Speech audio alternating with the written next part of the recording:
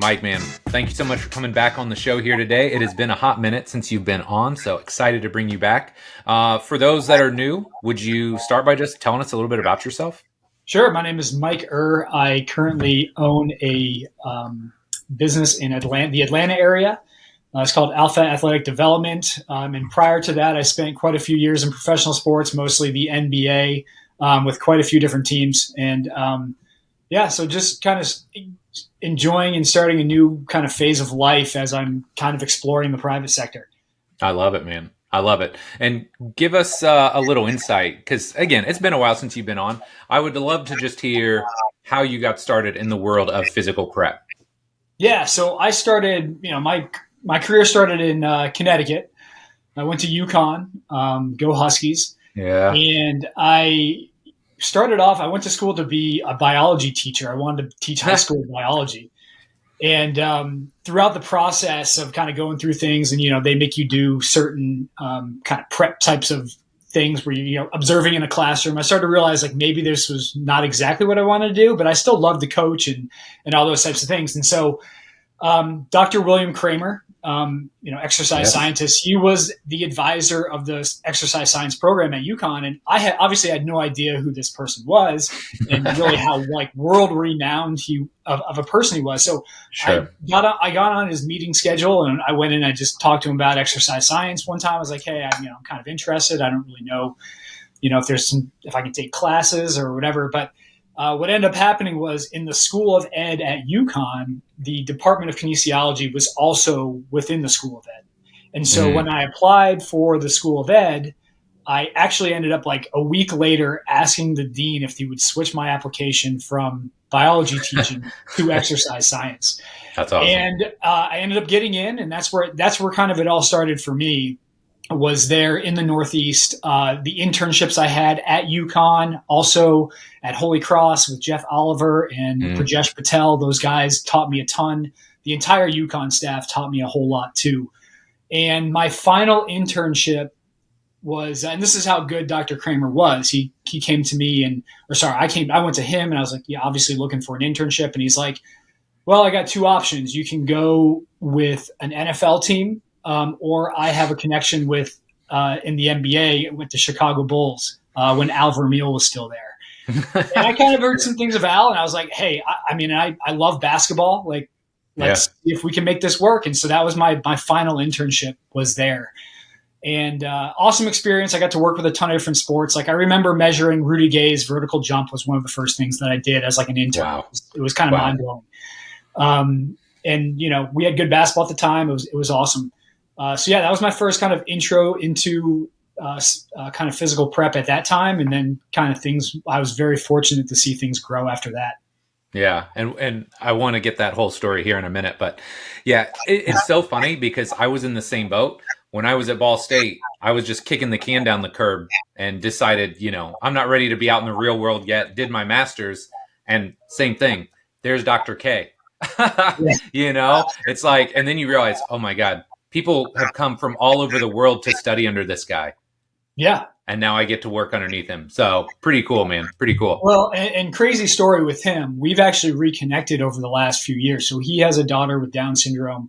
I actually have a son. My middle son has Down syndrome. And so we've kind of reconnected our relationship, and literally was sitting down with him at my parents' house last week, just talking about things and catching up. I mean, he's as sharp as he's ever been.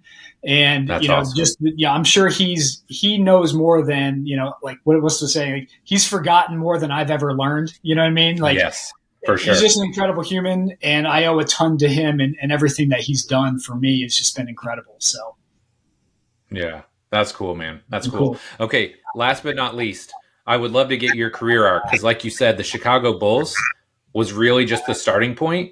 So would you mind like connecting the dots from young, fresh-faced intern at the Bulls to where you're at now? Yeah, so I went in there as my senior internship. I actually already had a GA lined up at the University of Memphis going into this, so I was ready to just kind of get in and get out.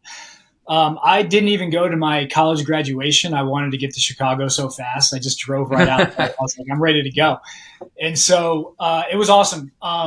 2 years in Chicago. Eric Helland was the head strength coach at the time. Al Vermeil was kind of as like a consultant.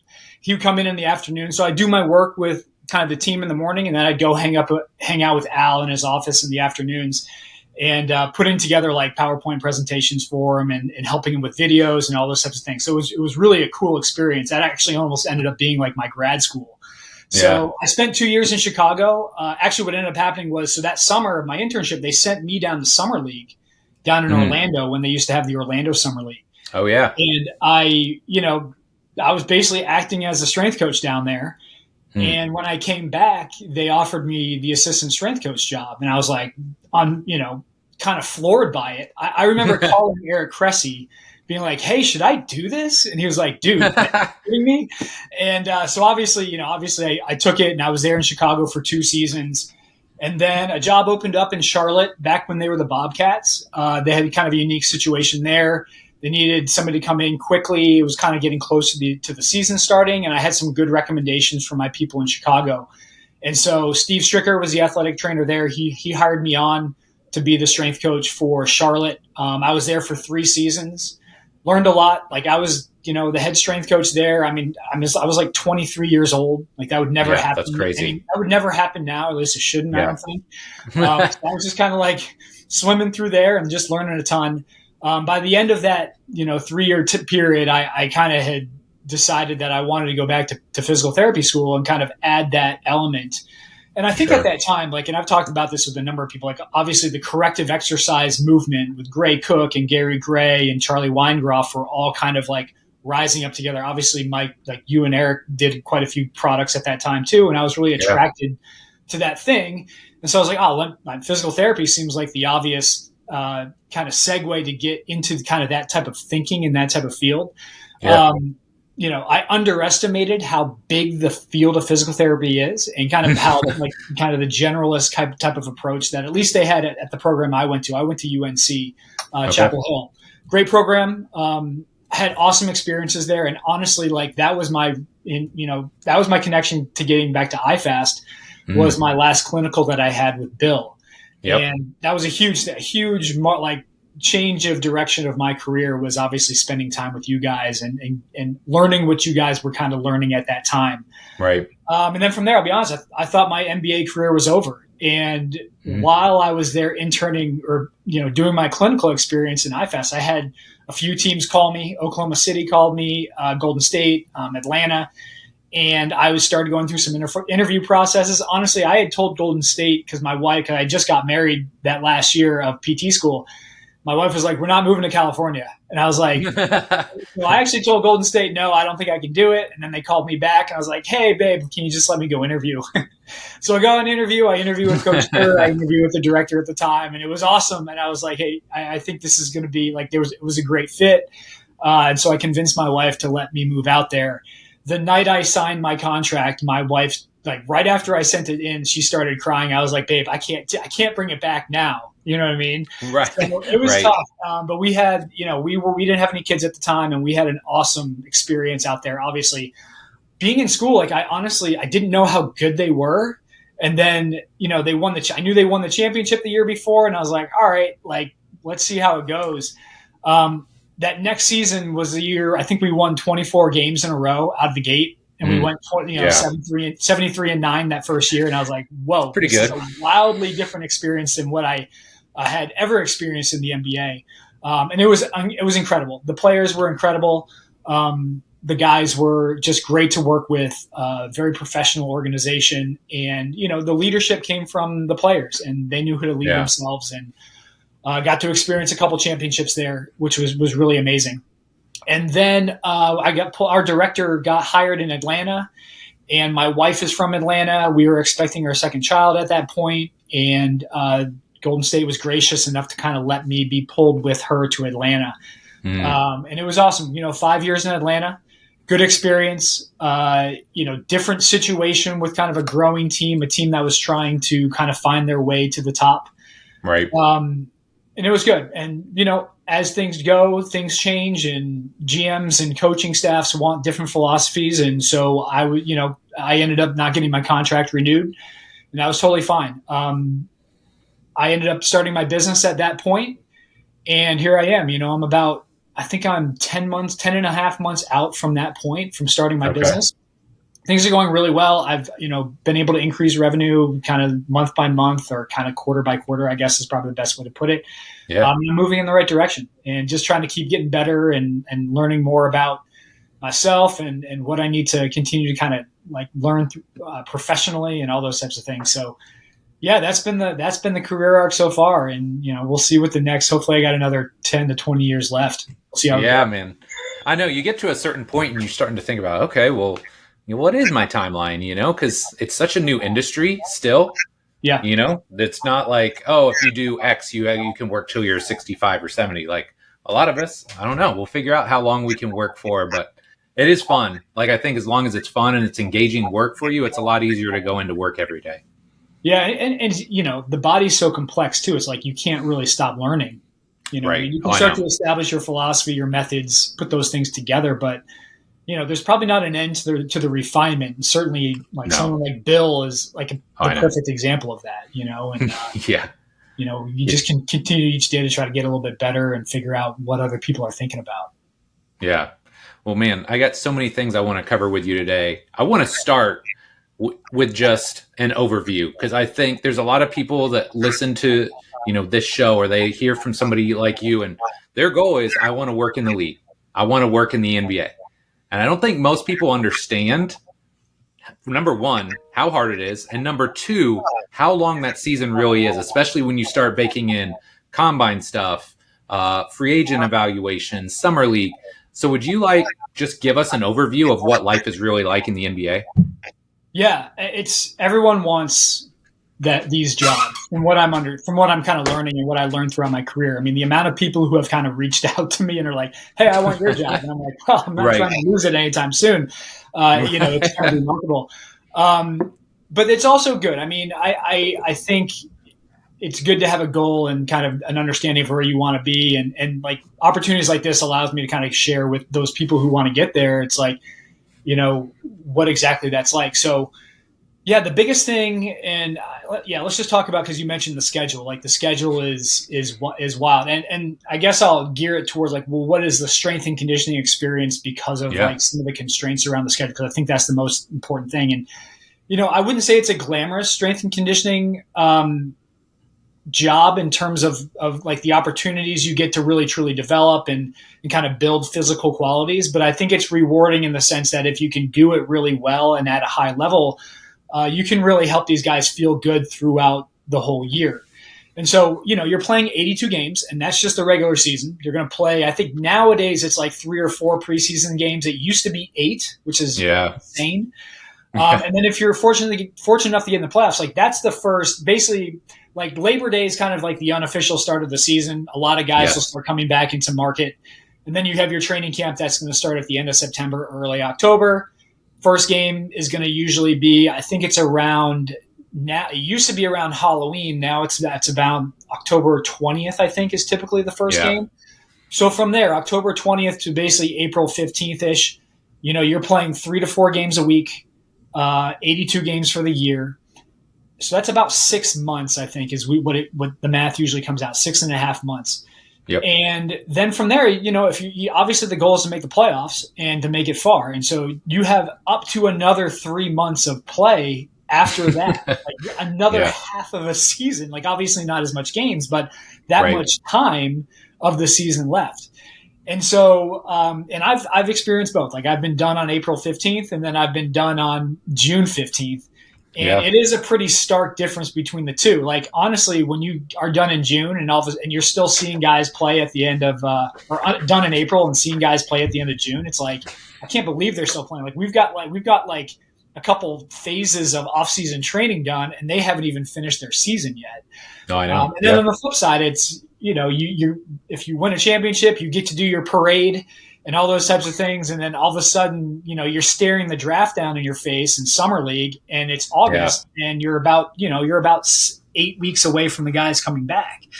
So, those are kind of like, it is a little bit hectic in terms of like the amount of play that there is and all those types of things. From a strength and conditioning perspective, the toughest part is, most of your training is in season. Um, Depending on where you are, the team you are at kind of dictates how many guys are going to be around in the off season. Like obviously, if Yeah, you're in LA, a lot of guys love to be in LA in the off season. You're going to sure. get a lot of people to stick around. I think I don't want to speak for other teams, but I think if you're in a team like any northern city, let's say that any northern city Yeah, that sees a lot of snow during the winter, those guys probably aren't going to be sticking around too much. And so, nowadays, a lot of strength coaches in the off season will have to go travel to see their players and make touches with their guys and connect with their private trainers and try to figure out where everyone is during the off season. And then obviously you get whatever the product is of that come September. And you have to yeah, start to gear up whatever player that is, or, if there are deficiencies, you got to start to identify those and move forward. During the season, like when it comes to a training perspective, it's like, okay, when do we train? And, how do you optimize different pieces of the roster? So I usually always like, you got your starters, you got your reserves, and you got your kind of development players. Obviously, starters are going to play anywhere from 25 minutes plus a night. Your reserve guys maybe anywhere from 5 to 25 is kind of how I yep, kind of divvy that out, or maybe a little bit more than that, like 15 to 25. And then your development players are really anybody who's playing 10 minutes or less and likely non-consequential minutes. And yeah, so you have to think of plans and optimize these players' times around that. The guys who aren't playing as much have to be ready to play starter minutes. And so you have to prepare them away because it's inevitable. Every season that I've been a part of, there's a starter that gets hurt and somebody has to fill in those minutes and they have to be divvied up in one way or another. So typically you're asking mm, reserves to obviously do more. Now the problem, and I've always, the problem you try to piece together is like, well, a guy's still playing consequential minutes as a reserve. How do you continue to add in conditioning and preparations that they are ready for those starter minutes? So it comes down to really good conversations with your players so that they understand what the playing field is and what they need, and understanding that, hey, playing 25 minutes a night 3 to 4 games a week is not going to prepare you for the time that we need you for 35 minutes a night for like 10 games straight as another guy right. is coming back. So and so that's just one aspect obviously that I'm coming from. Then you have to marry that up with the basketball side, the amount of work that they're doing on the court. Now, nowadays, there's plenty of tracking technologies to get some type of load on the players and start to put together some type of program around that. So, I don't think you're not shooting in the dark like you used to for sure. Right. And I think it definitely can be done at a high level. You do have to ask guys to do work when they don't want to, though. And that's probably the Yes. hardest thing. And I was having a conversation with somebody about this the other day. It's like on the rehab side, somebody can lay on the table and you can just give them what they need. But when on the strength conditioning side, you are asking and taking from the player. And I think Yeah. it's like an important thing to consider. It's like, how much can that player give to you so that they can also still give to the team and give to the game? Um, so yeah, I don't know if you had more. Yeah, that's kind of like a little bit. Feel free to dive into some. Well. So here's what I wanted. I'd love to hear. Like, how do you broach that topic? And I'm assuming there's some individuality to each conversation, but how do you go in? Because there are certain days guys just aren't feeling it. They don't want to get work done. Like, how do you try and relay to them the importance of the S&C side? I agree. Yeah, I think the biggest thing I always go back to is the player's goals, and this was something I learned later in my career was you do have to talk about like the goals that the player wants to have. Like, Yeah. I think it's really a good starting point. I think for this would be beyond basketball, even my training clients that I work on from a general fitness perspective. It's like, what are your big goals first? Like, let's just talk. Let's not talk like numbers and things like that. Like, what's your big goals as a basketball player? Like, do you want to be an NBA champion? Do you want to be, a sixth man candidate? Like, what does this look like for you? And obviously, the younger guys, they all say they want to be 6-time NBA champions and all NBA players. Great, I love it. Like, let's write that down and like let's make this part of your process, and we'll refine that as you go. I think Right. once you've talked to them about what the big goal is, then you can start talking about like your typical, your SMART goals, your specific, measurable, achievable, Yeah. relevant, time bound goal of, we need your power output on a counter movement jump to be X, watts. And Right. again, there's, you pick your metrics. This is where I think you can pick your metrics through your assessment Yep. that allows you to then kind of target and fulfill the ultimate big goal that the player wants. And then Mm. from there, the last piece, like the last piece of the goal setting process to me is like, okay, now in order to achieve these measurable goals, like we need to have the right habits there Yeah. to get you there. And so, like, what are the specific actions that are going to be necessary each day or each week or each phase of training that are going to allow you to kind of reach those SMART goals that then allow you to reach the mountaintop that you want to get to? And Mm. so, so that's how I like to build it: big goals, SMART Yep. goals, and habits. And I think that's the place you start ultimately. Now, obviously, there's going to be personality, there's going to be all these other things and factors that go into that, like the player's training age, the players, what they want to do, what they like to do, and what they're going to be willing to try. But if you don't have an understanding of what they're looking for, then it's hard to have that conversation and relay the training aspect to whatever they're looking for in the game. It's like, you want to be Yep. faster? Okay, like there are speed training aspects and there's some lifting things that we can do that can help you get faster. Yep. And it's going to require 2 days per week, post game lifts based off of the type of player you are. I only need 15 to 20 minutes of your time. Can you do that?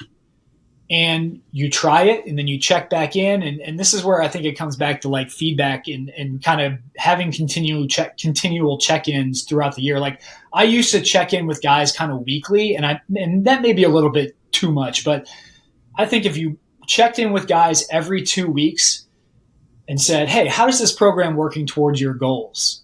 Are we getting Yep. there? Like these are the things that we tried, and then this is the frequency at which we trained. Like this worked for you. They'll give you your feedback. They'll tell you right away whether they think it worked or not. And then you can adjust your next 2 weeks, and you can look at the next 2 weeks and say, well, this is what I've changed for you. And we're still looking at doing things towards your goals, but this is based off the feedback you want. Now, if they say, hey, I don't want to do X, Y, or Z, then you also then have to tell them, well, you're making it much harder to reach the mountaintop that you want to reach. So you either need to change what your Right. mountaintop goals are, which is totally fine. I was like, but let's make sure the things marry up so that when I ask you to do things that you're not going to be upset about that. You know what I mean? Yeah. And then, No, I then love at it. the end of the day, all that stuff's written down. So when the front office comes to me and asks about a particular player, it's like, this is where we're at. And this, the player and I have agreed on these things, and this is what he's willing to give me. Then it becomes a front office decision on whether they want to, continue pursuing a relationship with a player or not. I never was in a situation where I ever, was a detriment to a player. Like I never did that. I never had to.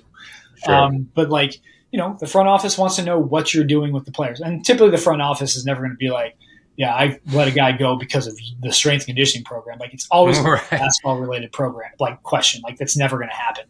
Um, Yep. but I always felt like it was more likely like I could help a guy for sure. Like, no, he's great. He works great for us and he fits our culture. I don't know why you'd want to let this person go. Mm.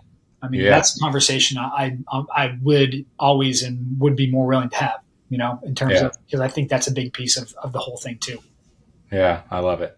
Well, as you alluded to, you have now moved into the private sector, right? And obviously a new world for you. So I would love to hear some of the differences that you've kind of figured out or determined moving from the NBA and that lifestyle and that schedule to running your own business. Could you give us some of the contrast there? Yeah, I mean, there's certainly a lot more freedom on the private sector side. I've learned. Sure. The NBA is a lot of hurry up and wait, which is totally fine, and I embrace that. I love that part of it. I would say one thing that's absolutely similar though is they're both service fields. Like both Yes. of those areas are serving. You are serving the player in the NBA. You're also serving your clients or your patients on the private sector side.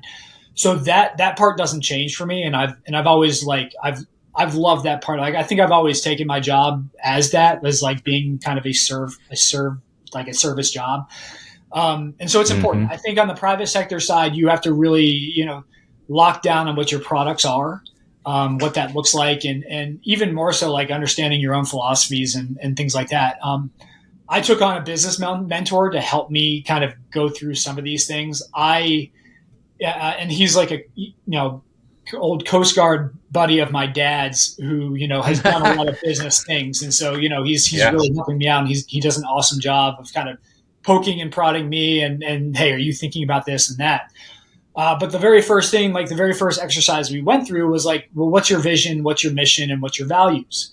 And I had never really done that, like in the terms of like in a real in-depth analysis of like what that is and what I would want, my business to look like. And really, I think this is an exercise that you should do whether you're, in a business or not. And so like my, values for me are focus and effort, resilience, humility, and courage. And so if I can exude those things on a daily basis, then I think I can continue to grow professionally and from a business perspective.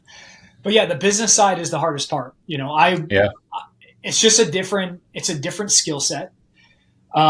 It requires thought processes of, and I think people who, and I'm sure you're like, people who are service oriented tend to probably be a little bit more on the humble side and not want to talk about yourself. Sure. And I know I've been like that, but I have to talk about myself and what I'm doing. And I tend to try to keep those conversations about like what I'm trying to do rather than like myself or what I've done in the past, because at the end of the day, you have to deliver results. And regardless of who you've worked with, like people don't necessarily care if I worked with Kevin Durant or Steph Curry, although that helps from a marketing perspective. At the end of the day, if I'm not delivering results to their kid, then they're not going to continue to come back for me. And to be fair, like same thing in the NBA. Donnie Strack, who's the head medical with the Oklahoma City Thunder, during my interview process with them, one of the greatest insights he ever gave me was, you'll know if you're doing a good job because your players will continue to come back to see you. Same thing with your clients. Like you'll know you're doing a good job if your clients continue to come back to see you. And so, so I think those are some of the biggest things. But yeah, the marketing, the setting up of a website, the understanding, getting all of your legal documents and organized. All those things are the challenge. The biggest challenge is for me, it was letting people know that I actually existed in the private sector. You know what I mean? Yeah. And that was a massive challenge. I spent obviously most of my time on the road or in the NBA. And so I didn't get an opportunity to like really connect with a lot of people, even like my kids' parents. Like, that's been the biggest revelation for me over the years. Like, is what I've been able to do now personally because I have more time. And I think this is an important thing. And the family life in the NBA is certainly stressed because of how much time you're on the road. Now I can take my son to speech therapy. I can go to my son's school events. I can go to church every Sunday and not have to, with like the people who are actually in my community. I always tried to go to church on the road, like when I was traveling. Right. But like, and that was actually a cool part. I got to see a bunch of churches across the whole country. Sure. However, now I'm bringing my kids to church and doing something that's like really important to me, while also like being with other people who are in my community. And so I've been able to build, and that helps you build your business too, is being amongst your community. So you get more of an opportunity to be around your family and all those types of things. Obviously, I think on the private side, and I think you can attest this, like from a fitness and strength conditioning perspective, like a lot of your clients are working out early in the morning or they're working out late at night or after school. And so you are somewhat still, while I say there's freedom, you are somewhat at, the mercy of people's schedules. And so that's a piece of that too. But yeah, I think those are most of the main differences that I've been kind of seeing so far. And there's definitely a fear aspect on a business. Like it's a massive risk. I think one thing I've learned is that once you take the initial risk of like starting a business is one thing. And right now I operate, mostly out of my home. And so I don't have a big overhead and things like that. But there's always going to be, well, what's that next risk to take the next step of growth, right? So like the next risk for me, hopefully in a couple of years is, can I start opening a facility? But that opens up a whole new can of risk and overheads and things like that. And so that's kind of the business thing is like it seems like there always is another risk ahead of you that you have to kind of be prepared for and think about from a growth perspective. Whereas like in the NBA, like the biggest risk is just, again, making sure that your players are getting a good product and that they continue to grow as well. Dude, you just talked me out of running my business. It's not easy. I mean, it's certainly not easy. I do think good people obviously do well. I mean, you can obviously be very skilled and be very good at marketing. And then obviously, if you're good at both, you're probly, you're You're doing probably doing awesome, all right. which Yeah. you are, obviously. Yeah. But yeah, I mean, there's certain challenges. I mean, the biggest thing that I wish I could do with my business is just have somebody run my business ops. So if there's anybody out there who wants to run my Yeah. business ops, like I'm available. That would be the number one. Yes. Well, and one thing you alluded to, I think it's even harder now, but it feels like early on, you're just shouting into an empty forest to try and tell people about your business. Like you feel like, oh, I've got this great service. I can help these people. And you're trying to put it out there and it feels like nobody's hearing it. Yeah, So frustrating. man. I mean, there were some dark days, man. I was like, should I really be doing this? And I Right. told other Right. business people about this, about the peaks and valleys of the early Yes. on startup stuff, and it's a real thing. Like thankfully, I have my family to kind of lean back on a little bit, and yeah, I mean, but there's also the family is also the thing that you're kind of driving to hope to support, like as a man, I think, and so Yes. it's really hard when you're struggling early, and yeah, I went through the emotional roller coaster of like, geez, should I still do this? Like what am I Yeah. sacrificing here? Um, but I did have a number of people say just keep pushing through, and that Yeah. advice was really helpful. And I've kept pushing through, and I have seen some success on the other end of this, which has been awesome. That's great, man. Okay, so one other question I had was obviously you spent a good chunk of your career in the NBA. How have you, if possible, how have you been able to leverage that NBA experience to now help the clients and athletes that you're working with? Oh yeah, it's been huge, honestly. My ability, I think, being on the team side has allowed me to now have better conversations with agents or players in terms of what they need during a particular time of the year. Obviously, Mm, in the private sector, it's going to be more of the off-season time. And so, I had one particular player. It's like my very first conversation is, "Are you playing summer league or not?" Because that's going to dictate 100% of like what my focus is over the probably absolutely. 6 or 8 weeks that I have with this particular person. And Yep. then from there we need to go. And his answer was, "Man, I'm not really sure." It's like, well, we need to find that out. We need to know Right. whether you're playing summer league or not, because that's going to dictate Yes. everything that we do for the next 6 weeks, and really what our focus needs to be. I had Yeah. another player where he was dealing with some pain things, and the conversation just revolved around, listen, like, I understand where you're at in this team situation. Like, this is where I actually think having somebody on the private side to bounce ideas off of and to give the agent information is like really helpful as well. Just being on the team side, like, you are, on the strength conditioning side, typically you're going to probably, teams are going to have mostly 2 strength coaches, maybe 3. Like, there are teams hiring 3 strength coaches now, but still the Wow. ratio is now, you're going from 1 to 5 to 1 to 8 from like a coach to athlete ratio. Like, I'm 1 to 1. Like, I'm somebody who can give you all of your attention and everything you need. Yes. So I can have those conversations with players. And listen, being 1 on 5 or 1 on 8 is not necessarily a problem, but you are inevitably, it's impossible to not sacrifice some little bit of level of individualism in those situations. There's For sure. reasons why some of these high level players have their own guy who spend basically 24 hours a day thinking about them. Absolutely. Again, there are teams who can do this really well, and I don't want to poo-poo the team side by any way, because I think it can be done, and there are teams who are doing it really well. But there are also people who can, on the private side, who can do a really good job too, and really deliver a good product for these athletes, and inevitably help the team. Like, my goal is in no way to disrupt the chemistry between the player and the team. Like, I am only being there to help be an additive to them, so that when the player goes Yes. back to the team, because I've been on the team side, like, I Yes. want them ready for that situation, so that the team guy can say, "Man, your private guy did a really good job. and maybe I'll Yeah. send him a player next time they're in Atlanta. Like obviously, like Yes. that's part of the whole process. So that's probably the biggest insights I've seen is just obviously knowing what happens within the team structures, knowing and understanding the NBA season really allows me to kind of connect with those players better, like basketball players in particular. So I can have good conversations with them. Yeah. Okay. So follow up to that. And I think I asked Eric Schmidt from the Grizzlies about this last year when he came on.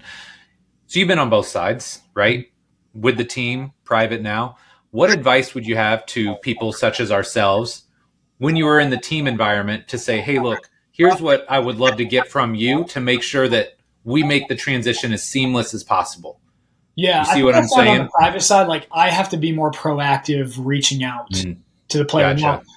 on the team side, I always tried to reach out to players or to private guys like once a week or once every 2 weeks. And Yep. obviously if I felt like things were going well, like I wasn't going to be like on somebody, but Sure. the constant communication is really helpful. And again, on the private side, I think it's helpful to just be proactive to send the information to the team because inevitably there's parts of the offseason, whether it be close to draft or even summer league, where things start to get just kind of lost in translation, or they can. So just being proactive, I think, is the best way. Like send them the information, tell them what you're seeing from an assessment perspective, and then what you're doing from a programming perspective. And again, it doesn't have to be super detailed, although you can literally send the program if you wanted to, and that kind of helps them Sure. out. I think in most situations, I mean, you can correct me what you're seeing too, is the player tends to be in and out of market a little bit as well. Yes, for Um, sure. and so obviously like those transition points become good opportunities to be like, hey, this is what I've been seeing over the last 2 weeks. Let me know what you're thinking while you're watching him over the next 2 weeks. I think Right. those conversations can go a long way. I have had situations on the private side where it's like it seems adversarial to the team. Like I'm just trying to reach out and Mm, like get information. And yeah, for sure. obviously they don't have to reach back out to me. Like it's not their obligation to do so. But like, how do I recommend somebody in the future works for you? Like, how do I send a player to you on the team side if you're not going to be a good communicator to me? Like Absolutely. my general manager is asking me stuff about what this player is doing in the off season. Like if I can't get Yes. a hold of the trainer, like that really makes my job hard. It's Yeah. already hard enough to get a hold of the players sometimes in the off season. Like, make it easy on me from the team side so that I can continue to give good feedback back to the front office. So that would be my piece Yes. of advice. Like, obviously, like you don't have to do that, but it would Right. certainly, but I do think establishing trust on the team side allows me again to like, when somebody's in Indianapolis, like I know who to send somebody to. It Right. expands my Right. market and certainly it will make your life easier, I think. Yeah. I agree, man. Yeah, I've always been a believer whenever I've had these interactions of just full transparency, man. Yeah. What do you need from me? Whether it's assessment, feedback, whether it is the training programs themselves. I mean, I don't care. I'll send you the whole training program. Like, here's what I saw. Here's what I'm doing. Here's why I'm doing it. If you have feedback, let me know. And I think a big part of that, and you mentioned this up top, is having the humility to step back and realize, hey, man, it's not just about me, my program, what I feel like this guy needs. It's ultimately about, hey, having a unified vision and helping this athlete get the best possible result. And when you can take your own ego out of it, it makes everything so much easier. Yeah. No, I agree. I agree with that 100%. And you know what? From the team side, it's tough too. Like from the private side, it's like, this is the last thing I kind of get. It's like the team side guys are typically training guys during the in season the whole year. Like how much it's hard to really dive into your full strength conditioning toolbox when you're going through your in season stuff. So when I get guys in the off season, it's like, hey man, like listen, your strength coach is going through a tough gig. Like they got to navigate all these different things. So again, I'm not right. I'm don't go. Be careful how you poo-poo team strength coaches because the constraints that an NBA strength coach has to deal with during the year are significant. And obviously, the offseason does need to be a time of growth and development. And from the private side, like that's your opportunity to do that. Yeah, for sure. Yeah, I think one of the other things that I've learned the longer I've done this is just all of the different season links. Because you alluded to like, is somebody playing summer league? Right, just starting there. But man, it's a totally different world versus if somebody's playing in the G League, right? And they're done in mid-March, NBA done mid-April, right? Playoffs, NBA. I got EuroLeague guys. I had one guy, he played until June 15th as well, Mm-hmm. right? And so he took 2 weeks off. He was back July 1, but he may leave August 15th.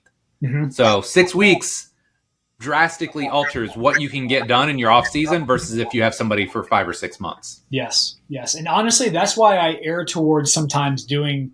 It's always good to know where the end product is, but Mm-hmm. like, hey man, let's just look at this 2 weeks at a time because it's hard to Yeah. plan. Sometimes it's hard to plan. You got to pivot, you know. So it's just Yep. part of that whole thing.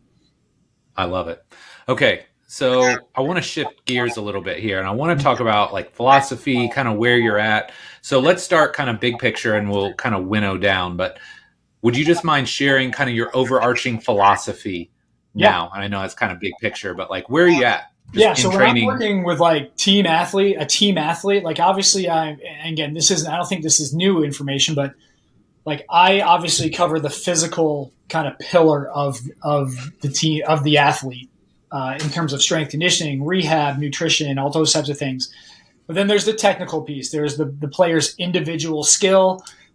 Talking specifically about basketball, it's like hey, shooting, dribbling, the ability to slide on defense, those types of things. And then there's obviously the tactical part of that too, where the coach comes in, where the team coach comes in. We're talking X's and O's, knowledge of the game and strategy. So the physical piece, the technical piece, and the tactical piece all go together. And then there's this underlying psychological piece too, where you have a player's motivation, a player's ability to handle adversity and criticism and be coached, the player's just general personality. And then I think also like what are his social skills, his ability to be a good teammate. And obviously Yeah. the psychological part of it, like it's far beyond those like 3 or 4 things that I talked about, but they kind of fit into this big mess of like physical, technical, and tactical, and all those things mixed together. I need to when I'm thinking about a basketball player, it's like the physical skills I need to be giving them need to be able to feed into the needs that they need technically and tactically. So I think one of the big shifts I've had is like, you know, I'm less thinking about strength and conditioning. I'm more thinking about basketball. Like, how can I make this Yes. person a better basketball player? So that's a big piece. I think and I think now as I've talked and even interviewed with other teams and things like that, it's when the head coach and GM talk to you, they want to know now how in tune you are with basketball. Like honestly, Mm, like yeah. I had a GM recently ask me like, why don't strength coaches go to basketball coaching clinics? And I was like, Yeah. that's a good idea. Like for your Con Ed, Yeah, that's like fair. instead of going to, you know, some random Con Ed conference, wherever, it's like, why aren't you going to a basketball coaching clinic and learning about, Mm, you know, the terminology, like what a pin down is and you know, yeah. what certain plays are and what you're supposed to do defensively, whether you're in the middle of the floor or whether you're on the sideline, like things like that. Like a little bit of strategy can go a long way in how you create your own drills, I think. Yeah. Um, so that's where I'm kind of looking at, like again, from kind of those three aspects, and then within the physical pillar of the things that I look at, it's like body structure and alignment, which can be anywhere from bony alignment, and obviously that kind of goes into a lot of kind of things that Bill and other people have been talking about lately. You know, body composition, archetypes, like body structure, things like that. Like Yeah. that fits into that body structure and alignment. And then movement would be kind of my next bucket of kind of building out of that kind of, you know, Yep. anywhere from starting from the very like specific joint ranges of motion to then how you move globally with Hmm. squats, split squats, um, toe touches, things along those lines. And then the last piece for me is athleticism. And it's basically jumping, sprinting, changing of direction, and the ability to do all those things repeatedly based off whatever your sport is. So, yeah, another name for that might just be fitness. So, Sure. really, athleticism is like the expression of movement with force and velocity based off of like whatever you need within your sport. So yeah, Yeah. so body structure, movement, and athleticism. So like that's kind of like where my philosophy kind of rolled around. It's like, and then I use the weight room of how does the weight room enhance those things. Yep. And my programming needs to be geared around optimizing those three areas and however they interact with each other. Yeah. So talk to me because I always love to get this like spectrum approach, right? That's where you're at now. Talk to me about how that's changed from 5 to 10 years ago. Yeah, I think I used to just, you know, I used to think very heavily on the force production side of things. And I I think think most of us did, right? yeah, and I think, I think that's just the trend of where maybe when I came through, obviously as a young strength coach, I'm obviously not going to say that force production is not important, but I do think what we've learned is that there's probably a optimal amount of force production that you have to Yes. layer velocity onto. And again, it's still going to come down to the sport that you're operating with. And I'm operating in basketball, and I do think the velocity end of the spectrum is more important. And Yeah. there are situations like obviously bigs, probably you could probably lean them more on the force side, but like if you're a guard, like I want you to be strong, but I also need you to get by everybody on the court. Like that's the most important quality that you can have. Yeah. And so, yeah, so I think that's probably my biggest change. Probably, I would say also, I've, I think back in the day, we used to love full range of motion, everything. Oh yeah. Yeah. So, Got full range, but ass to calf squats, man. yes, If you're not doing it butt to calves, you're not doing it right. heavy and as deep as you can go on everything. Yeah. And I think Yeah. now, as I've learned a little bit more, I'm obviously more willing to cap people's ranges of motion and try to create constraints, Yes. put them through the range of motion that I know they have. I'm definitely much more of a stickler for as you do it more, you see more things and you learn more things. Like I think your what you think is good technique like starts to be refined. And so Yeah. I feel like that's definitely a piece of that as well. And then certainly the way I assess, like I think it's layered much deeper than where I was previously. Where, and again, For I don't sure. want to poo-poo a certain system, but like obviously I used to, the FMS was somewhere where I started. I've moved away Yeah. from that in certain ways, and not to say that they're, but not because of I think the things that they're doing, but just because I think I have different things that allow me to like learn different information from it. Yes. So, and I'll combine, table testing with general movement stuff, with alignment photos, with what I'm seeing through my athletic movements, and try to make a judgment based off like all that information coming together at once. And if it's limited, if I only have alignment photos and some ranges of motion, it's like, okay, like I still have to find a way to marry that into some type of program. And Yes. so I think I've gotten better. I mean, gosh, I hope so. I think I've gotten better at doing some of that stuff. But still a lot to learn, obviously. And as Bill puts more content out and kind of keeps digging, I try to dig deeper into his model. There's a ton Yeah. to learn there that and I'm For pretty sure. amateur at it, trying to figure out what's going on and understanding all that stuff. Yeah. Well, and I think this is too. I talk to a lot of coaches about this, right? Because I'm lucky I get to interact with, PTs, strength coaches, like the entire gamut. And one of the things I try and help people understand is when it comes to your assessment process, you have to lean into where you're most comfortable. Yeah. And so, if you're a strength coach and you're listening to this or you watch Bill's stuff and you're like, well, I don't know how to do table tests. You know what? That's fine.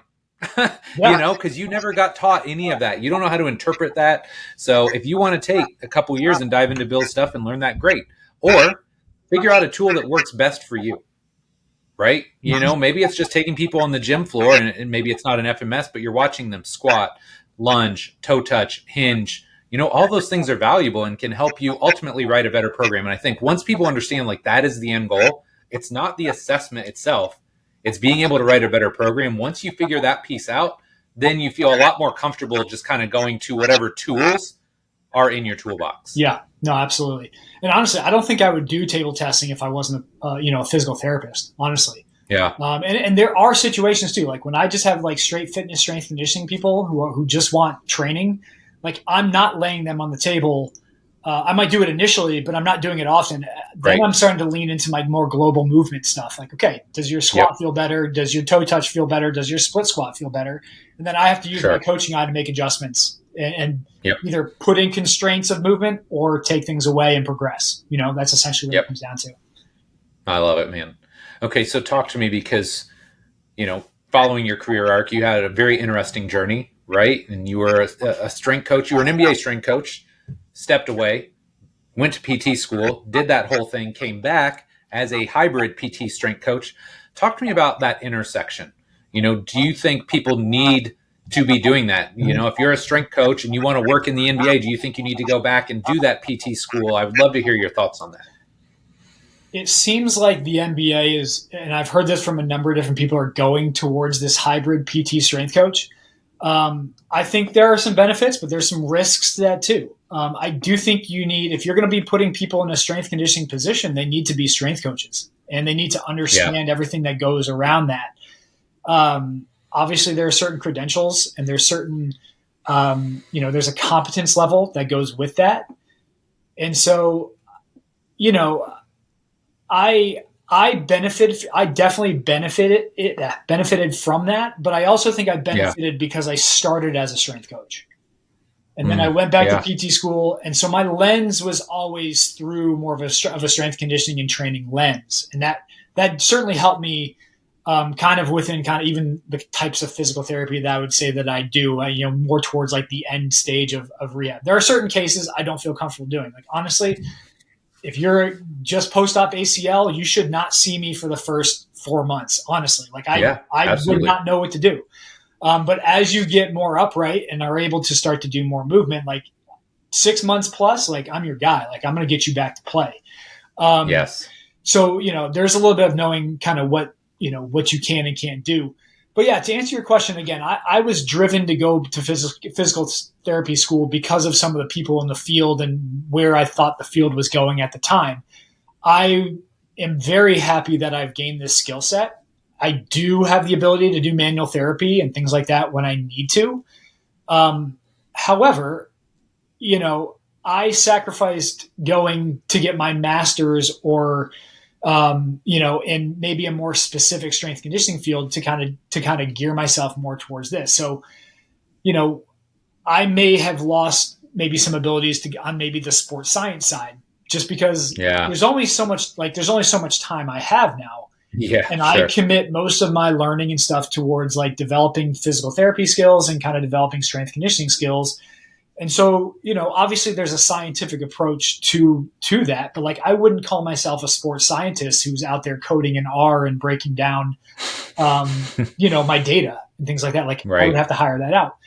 And so I guess, again, to kind of link this back to like the NBA, I do think these teams have to be careful. Like you need to get a strength coach first. Like I would not want somebody who is giving rehab exercises that are supposed to be strength conditioning exercises for developing, athleticism for that matter. Yeah, for sure. But, again, I also will say I don't think I get the Golden State job if I'm not a physical therapist. And I do think there are some jobs that I've interviewed for and people have shown interest in me for different things if I'm also not a physical therapist. Can you learn all the physical therapy things? Like in terms of like the knowledge I was probably seeking, like gross anatomy and biomechanics and all those types of more musculoskeletal, like orthopedic types of things. I think if you can certainly learn those things on your own. Again, your limitation is going to be you can't work with people in pain, and you can't probably in most cases put your hands on people, right? And so, you just got to know kind of the practitioner you are. I mean, I'll be honest with you, even from a PT perspective, like I don't really put my hands on people a ton anyway, honestly. I do it kind of when I need to, but I try to always use exercise to kind of leverage myself first. So yeah, I think that answers the question. But yeah, is it necessary? I do think you need to want to be a PT. I would not go to PT school if you're like, I just want to get the credential, but still be a strength coach. Like that doesn't seem like the logical thing for me to do. I think you're better off like, taking some time and like really diving into the sports science side of things, because some of the jobs now, some of the director jobs are actually being leaned more towards being like a strength coach with a sports science background so that you can more, be more analytical with the data, because front offices are asking for that more. So, right. Well, therein is probably the evolution just in the NBA in the last 10 years, right? Yeah. Going from like the PT strength coach to now, like you just said, now it's maybe more strength coach sports science. That's really interesting. Yeah. And definitely teams are investing, from what I understand, investing more in sports science. I will say this, when I first started, there were no physical therapists on staff on a lot of the teams that I remember. Like now, like you're going to find PTs on staff 100%. And I will say this, if you want to be a director of an NBA team, you probably need to be a physical therapist. I think that gives you the best case to, gives you the best case to be able to oversee the medical side and the strength conditioning side. Yeah. And Yeah. I do, based off my experience, like the best director that I've been around, like they were incredible physical therapists with incredible experience, but had a good appreciation of strength conditioning and knew they needed a good strength coach in their weight room. And the reason I say the medical side is so important, or having that PT side is so important, because the things that the medical director has to go experience, the conversations they have to have with agents about medical types of things, the ability to talk to the doctors about MRIs and those types of things, and lay out timelines, even getting into pharmacology types of things, the medical experience becomes so significantly important at that position. And you're going to have to be a physical therapist to kind of, I think, do the best job in that position. Right. Yeah, it's interesting. One other thing you said that I thought was really interesting was, the benefits of being a strength coach and then going back to become a PT. And I probably didn't have to give you this talk because you were already coming out of a strength and conditioning environment, but basically every intern that came to IFAST that somewhere in the process said, well, I want an intern, but I also want to be a PT later on. And I would always very expressly say to them, okay, just so you know, when you're IFASting an intern, you are a strength coach, personal trainer. You are not a physical therapist. And helping them understand, this is incredibly valuable and it's going to make you a better physical therapist, but you have to do this part first. Yes. And I just felt like, hey, if you can coach, it's going to make everything you want to be able to do as a physical therapist that much easier. Yes, 100%. 100%. Oh, okay. Big question time, my guy. If you could alter the space-time continuum and give young Mike one piece of advice, what would it be? Whew. I think the last time we talked, I might have been in my young 30s, maybe. I turned 40 this past year. Okay. I would say that your energy levels as you get older continue to go down year by year. Yes. And then when you throw in, the blessing of having a wife and kids, your time gets pulled away from, some things that maybe you want to do, especially if it's building, continue to build yourself professionally. Yeah. And so I would just remind young Miker about how much energy you have right now, and continuing to kind of build on that. The second thing I might say is, that is just to also remind young Miker that suffering is a part of life. And it's an important it's an important thing to experience and to embrace as you continue to try to learn and build yourself throughout your career, because there is going to be a point. I don't think it doesn't ever go away, and it just changes. And as again, you add a family to your life, and as you progress in your career, you usually are typically taking on bigger positions that have greater responsibilities. And there's going to be a suffering piece that goes through all of that. And I think it's really important to embrace that and not fear that, understand that everyone is going through that same thing. And, you do have to find ways to cope with it and get out of it, or to move yourself through that period of time. But in most situations, if you're doing the right thing and you're being truthful to yourself and authentic to yourself, you're going to turn out better on the other side of it. So those would probably be my two pieces of advice. I love it. I think there's a quote. I think it's from the Buddha, something along the lines of "Suffering is mandatory, pain is optional." I think that's the quote. I'm like, okay, that's pretty good. That's pretty good. Okay, man. Last but not least, lightning round. 4 fairly short questions. I think I'm actually going to throw in a fifth just because. Okay. But your answer can be as long or short as you like. Number 1, talk to me about kiddos. Dude, how are your kids? How are they doing? Everything good? They're great. I got a 7-year-old, a 5-year-old, and a 3-year-old. And it's a ton of fun. It is also the hardest thing you're ever going to do. That's Yep. every bit of patience you have. I have all boys too, and so it's just it's just That's wild a around lot. the house. I think you think as a father, they're obviously going to listen to you as the older person in your household, but none of my kids listen to me. So that's always fun. Yeah, it Yeah. definitely challenges you as a human being to be a Yes. father, but they're good. My oldest is getting into golf. He's got an unreal golf swing, and Okay. I Nice. proudly show it off to everybody I can. Let's And go. then my younger boys, I mean, they're continue to just surprise me in different ways every day. Yeah. So they're doing good. That's awesome, man. I love it. I love it. Okay. Number two, advice for a coach that is listening in that wants to get into the private sector. Give me one or two pieces that you wish you could have given yourself when you started. Yeah, just keep embrace again. Probably embrace the struggle early on. It's going to be hard. I would absolutely get a business mentor. Yes. It'll help you Agreed. out to get a sense of what's going on. Actually, here's something I haven't talked about. That this is definitely. I got in certain points of my MBA career, especially later on, I didn't ask for help. And Mm, when you start your private business, you have to ask for help. Like yes. that's the biggest thing. In fact, I think the whole entire trajectory of your success depends on you asking for help from other people.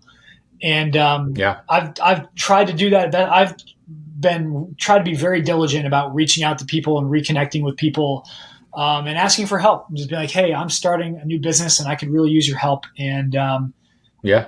and sometimes I just got to keep reminding myself of that. Yeah. That's just great advice, period. Because I think, I don't know if shame's the word, but a lot of times people are very fearful of reaching out and asking others for help for Yeah, whatever reason. And man, that's just great life advice. If you need help, have the courage and the confidence to ask for it, because you'd be shocked how many people are willing to help you if you ask. yeah. I mean, that was a big mistake I made later in my MBA career. I mean, obviously, I got married and had kids, so your time gets constrained. But like, Sure. not reaching out to people and asking for help.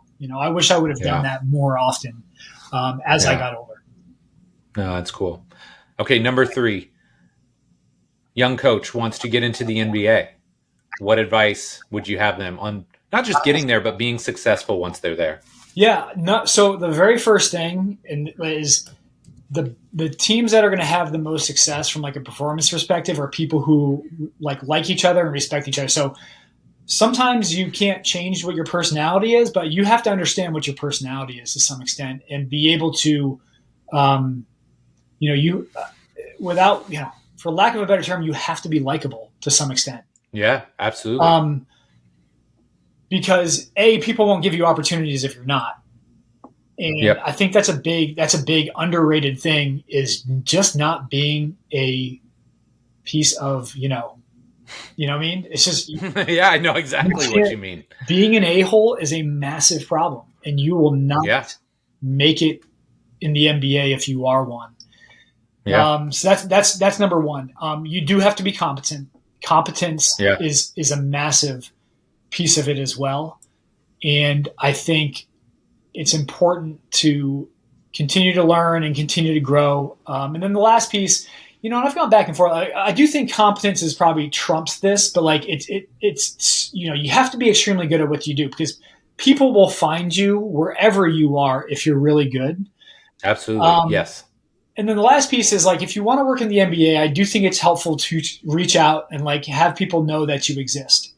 Now you Yeah. can't not be competent as well, though. Like you also have to be very Right. competent in what you're doing.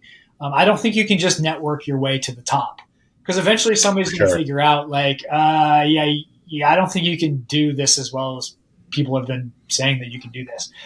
So Right. that's important too. So yeah, Yeah. good personality, be competent.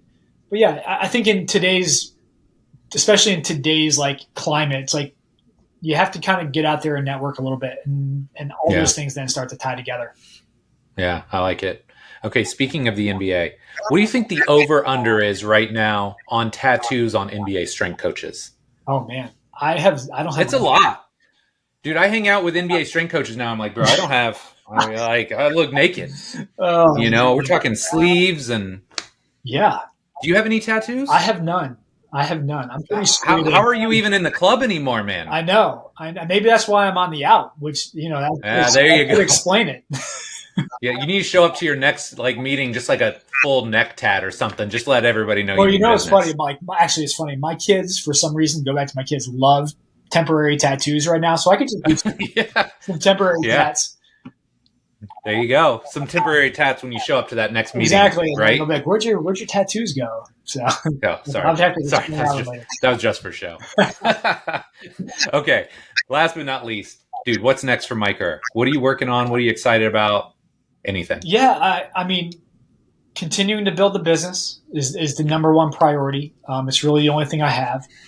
I have kept an eye on what things look like in the NBA from a strength coach perspective, and then even at the college level. I've had some conversations with some people. I'm open to potentially going back if the right situation was there, but it would definitely have to be the right situation. But yeah, Yeah. primarily focusing on the business. I think the next step for me is continuing to refine my products and refine my marketing.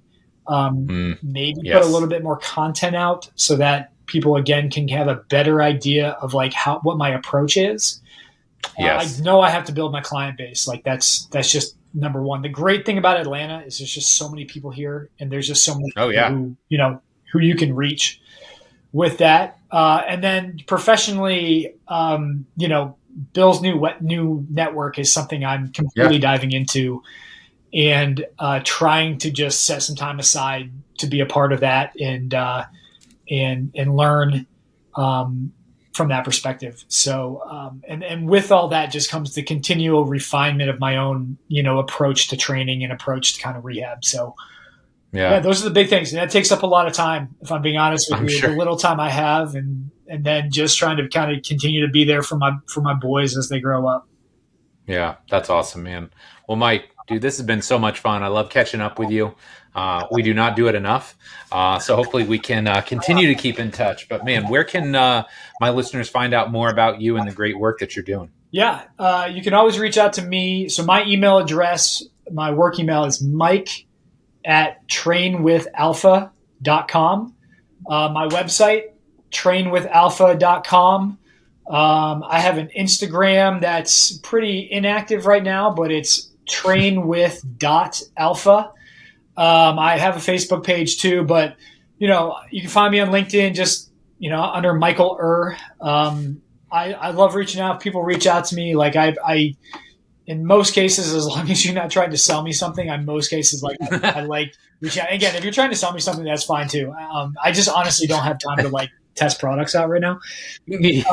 Yes. Although if you have an interesting product, I guess I shouldn't say I wouldn't test it out. Yeah. I mean, you never know, right? If somebody's got something really world changing, Yeah, maybe you want to actually, check in it out, fact, if right? you're looking for a consultant or something from a product perspective, I'm actually absolutely available from that perspective. Yes. But it obviously It would have can. to fit my philosophy and what I'm doing. But yeah, those are the Yeah. ways to reach out to me. Definitely email is probably the best way to get in touch.